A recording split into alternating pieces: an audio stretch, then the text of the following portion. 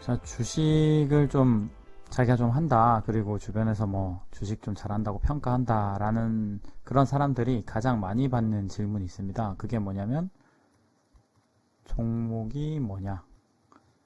무슨 종목을 샀니?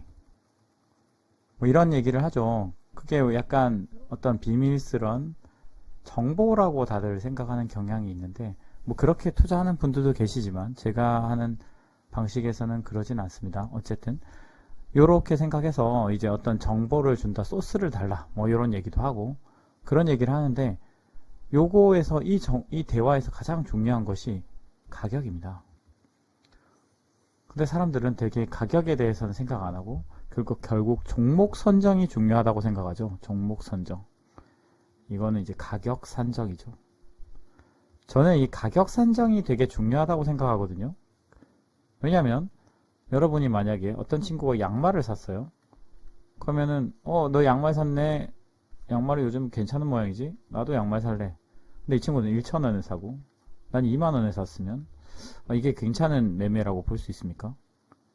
양말을 살 건지 스니커즈를 살 건지 혹은 뭐 버거를 살 건지 이거 고르는 게 종목이잖아요. 뭐 짜장면을 먹을 건지 짬뽕을 먹을 건지 이거가 종목인데 이게 뭐가 뭐인지 보다 요게 적정한 가격인지가 중요합니다. 투자에서는 적정한 가격인지가 중요한데 요거에 대해서는 별로 관심이 없어요. 다들 특히 2015년 이후에 약간 장기 투자에 대한 신화적인 믿음이 생기고 최근에 2020년에 강한 상승장이 보여지면서 그리고 이제 다양한 사례들이 나오죠. 뭐 넷플릭스니 뭐 어떤 구글이니 애플이니 뭐 그 사람들 주식을 10년간 가지고 있었더니 뭐 이렇게 됐더라.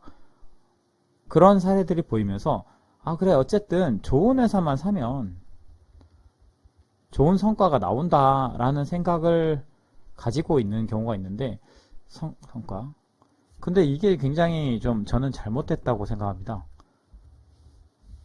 사례를 한번 보면 과거에 이 얘기를 이제 어르신들이 많이 얘기를 해서 저도 들었던 얘기거든요. SKT가 예전에 피크를 찍었을 때 사람들이 생각하기에는 무선통신이 엄청나게 활발하게 퍼져가지고 이 회사는 정말 좋은 성과를 낼 거야. 근데 그때의 기대치가 너무 높았기 때문에 그때 피크를 아직도 도달하지 못하고 있죠. 실제로 무선통신이 이만큼 퍼졌는데도 불구하고 그게 무슨 말이냐, 기대치가 높았다는 얘기고 기대가 높았는데 그 말은 가격이 비쌌다는 얘기고 근데 가격이 비쌌다는 걸 사람들이 생각하지 않았던 사람은 분명히 나는 뭐 그 시대에 이거가 이렇게 될 거라는 거를 맞추긴 했는데 맞췄는데 난 아직도 손해. 이런 상황이 생기는 거죠. 결국 그래서 가격이 중요하다. 그러면 또 이런 생각을 할 겁니다. 그래. 그럼 가격이 중요하면 A라는 주식을 추천받을 때 지금 들어가도 돼? 이런 질문도 많이 하죠. 돼? 라고 물어보는데 요것도 또 생각해 볼 여지가 있는 부분입니다. 예를 들어 어떤 사람이 이 주식에 대해서 이해하고 있는 부분은 가치평가를 한 요 정도 구간이라고 생각을 했어요. 그리고 주가는 여기서 움직이고 있었습니다. 그래서 이 친구 어떤 사람이 이 주식을 좀 한다는 사람한테 물어봤어요. 여기 들어가도 돼? 맞죠? 들어가도 되죠. 왜냐면 내재 가치보다는 싸니까. 그래서 이 사람은 여기서 들어가도 된다고 얘기를 합니다.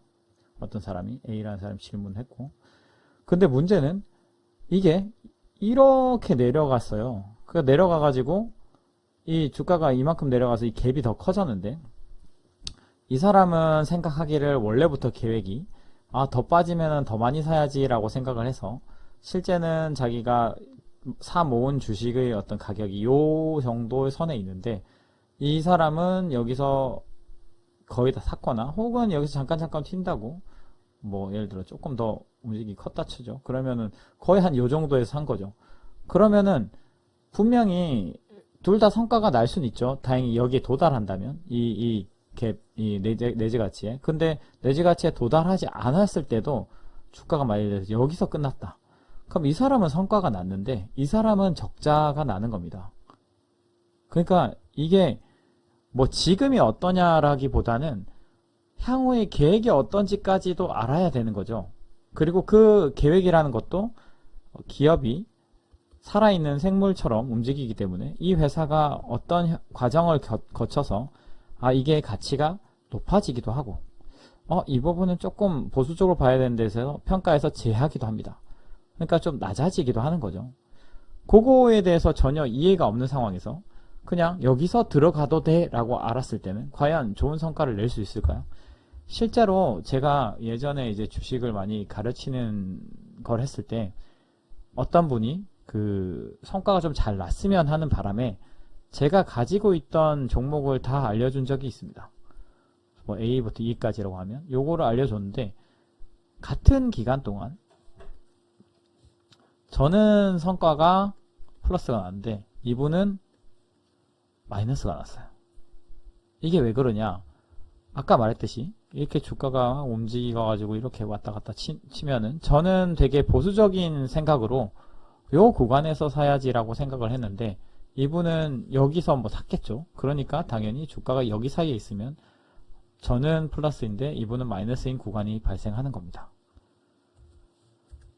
그래서 이거에 대해서 요약을 하자면 그 무엇보다도 가격이 중요하다. 그리고 이 가격을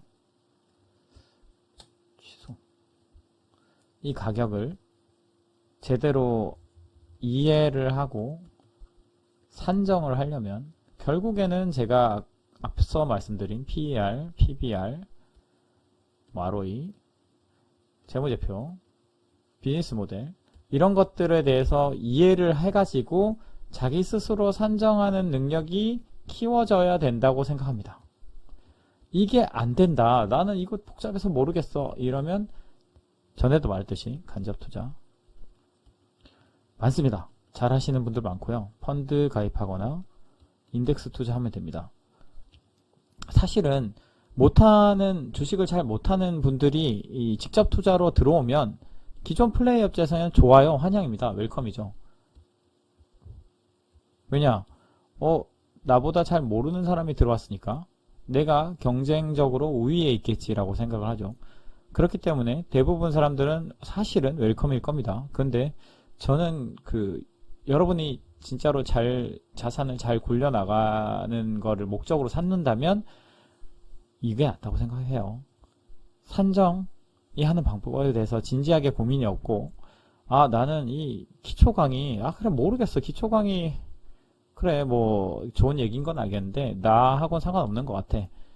그래서 상관없어서 뭐 다른 방법을 찾으면 좋아요. 다른 방법도 있으면 그 방법대로 해도 상관없습니다. 근데 이 방법도 생각 안 하고 그냥 어디서 들어서 성과를 낼래 라고 생각하면 투자를 안 하는 게 저는 좋다고 생각합니다. 지속적으로 성과가 날 수가 없어요. 그리고 요즘 들어서 이제 좀 가장 많이 사람들이 좀 생각하는 것들이 이번에 좀 제가 많이 느꼈던 것들인데 예를 들어 테슬라 앞서 제가 말했나요? 테슬라 뭐 애플 뭐 삼성전자 또 뭐가 있을까요? 구글 넷플릭스 뭐 이런 것들이 나오면서 사람들이 다 이거 실제 10년 차트를 보니까 쭉 우상향을 했어.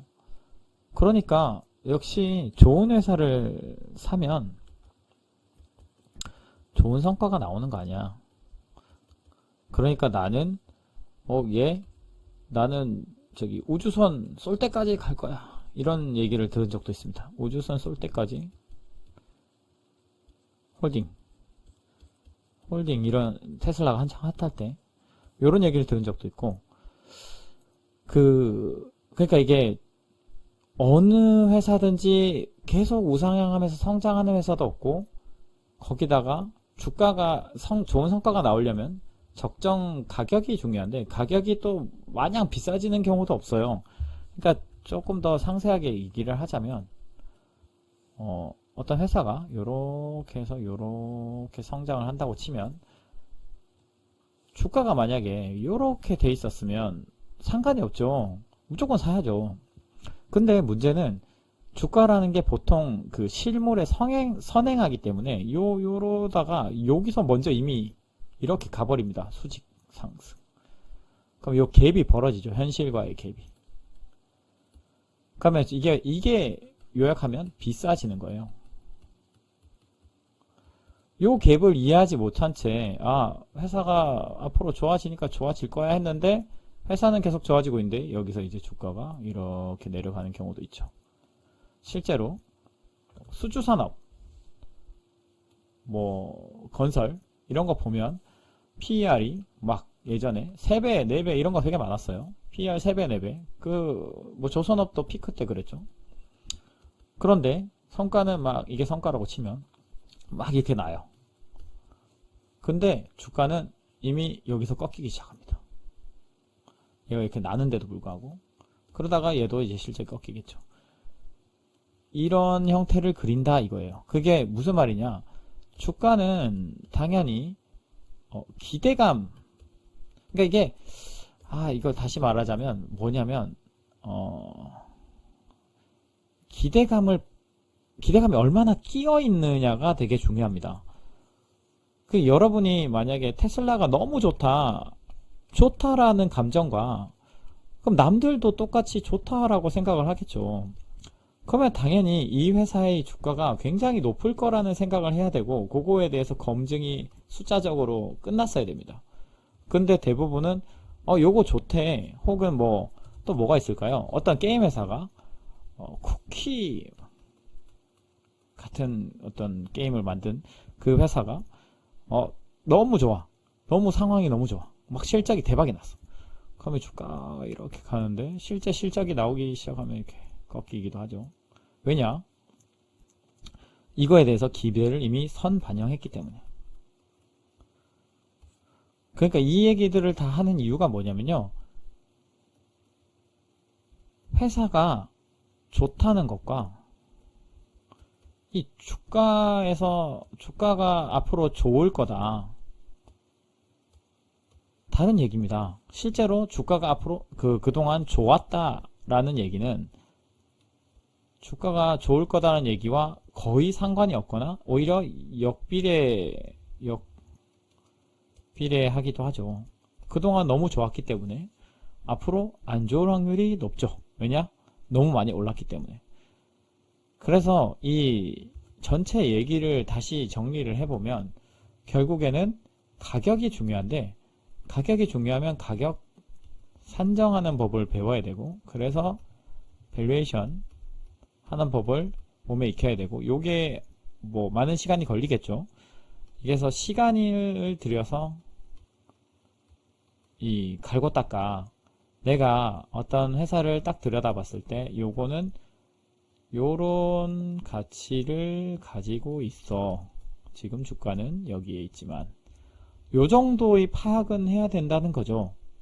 이거를 좁히는 건 자기의 실력이겠지만 하다못해 3천억에서 4천억 사이에는 있는 것 같아. 근데 지금 1천억이니까 와 너무 싸지 않니? 해서 사는 요거를 연습을 계속 하면서 자기의 어떤 기준을 정해 나가야 됩니다. 근데 이게 되게 지난한 과정이기 때문에 안 하려고 하죠. 나도 인생도 바쁘고 할 일도 많고 그러면은 그냥 인덱스 하는 게 낫다. 이 얘기를 하고 싶었습니다. 이 얘기를 해서 사실 실제로 인덱스로 돈을 벌고 있는 주변 지인들도 되게 많거든요. 근데 인덱스가 재미없어 보이는지 다들 안 하려고 해요. 장기적으로 보면은 인덱스를 이기는 펀드도 잘 없고 개인도 잘 없을 텐데 그걸 안 하려는 한 심리를 잘 모르겠어요. 이게 개별주면은 뭔가 좀 더 특별해 보이는 건지 아니면 뭔가 이렇게 좋은 정보원이 있어서 요거를 투자하면 좋겠다 생각을 하는 건지는 잘 모르겠지만 가격 산정하는 방법을 배우지 않고서는 주식을 하지 마라 라는 게 결론이네요. 말을 하다 보니까 이렇게 됐는데 사실은 원래 말하고자 했던 얘기는 종목 선정보다는 가격 산정이 중요하다라는 얘기를 하려고 했습니다. Thank you.